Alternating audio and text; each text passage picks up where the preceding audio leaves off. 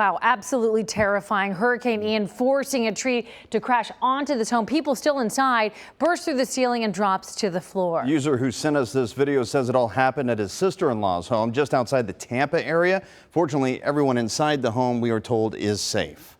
Well, you know, homes have been destroyed, streets underwater as well, cars lifted away, floating away during all of this. Hurricane Ian slammed the southwest coast of Florida today as a Category 4 storm. Winds as fast as 150 miles an hour. Power is out to nearly 2 million Floridians tonight. An extreme wind warning is also out for Central Florida this evening. This is video of heavy rain and strong winds in the city of Punta Gorda. It's about 90 miles south of Orlando. Weather officials say much of Central Florida is under a catastrophic flood risk going into Thursday morning. To Sanibel Island now, where you can see the storm surge, the water flooding those streets. This is sped up video, but this happened in a matter of minutes. So much flood water in the streets there of Fort Myers. Someone caught video of a large fish known as a tarpon swimming in the suburb of Tampa Bay there, where there's supposed to be actually cars driving along. So the mayor of Tampa is telling residents stay put tonight, that the worst is not over. Florida Governor Ron DeSantis also warning today that the flood waters are very dangerous and dangerous enough to sweep those cars right away. That house halfway underwater, there goes my car floating away. Can you imagine? So hospitals in the area are prepared for the worst. Several are on lockdown to protect patients and staff until the storm passes. And right now, 47 members of Ohio Task Force 1 are just awaiting orders to go in from FEMA when they give that green light to go further into Florida in the ravaged areas. I spoke with the medical team manager tonight about what they are expecting to find and his thoughts regarding some people who didn't have the means to evacuate.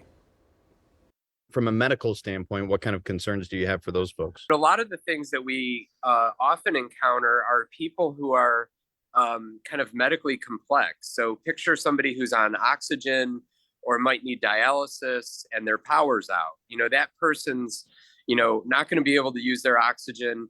They're not going to be able to get their dialysis. They may run out of medicine. They may run out of food.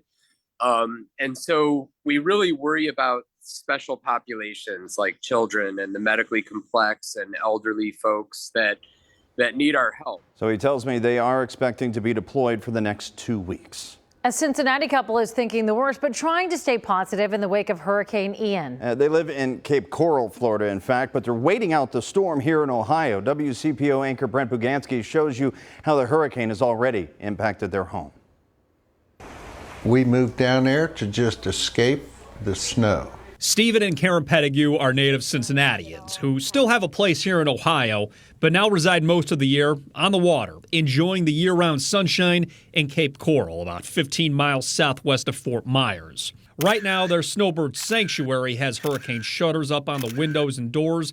Their car, motorcycle, and outdoor furniture is packed into the garage, surrounded by sandbags. And their boat was elevated on wooden blocks and tied to their dock.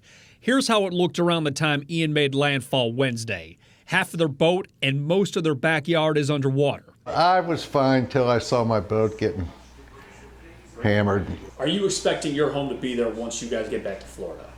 We're expecting our home to be filled with water,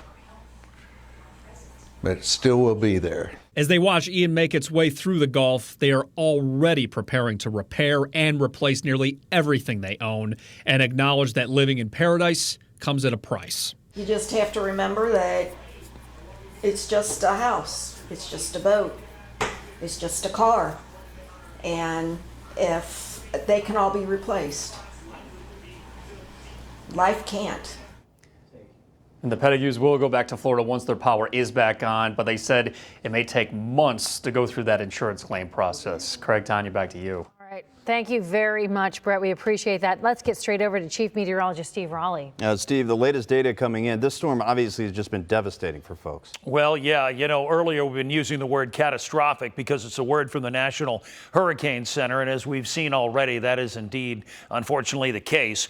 Here is the story. You'll see the hurricane cutting right across Central Florida on its way to Orlando. A closer look shows it has dropped to the Category 1 that the National Hurricane Center had said earlier that it would. Winds are at 90 miles an hour. It's 70 miles south of Orlando. It's going to continue on this track and then head just out to the Atlantic. That's not to say this still isn't a damaging and powerful storm, especially when it comes to rainfall. Take a look at all the rain that just continues to rake across Palm Bay up through Orlando here.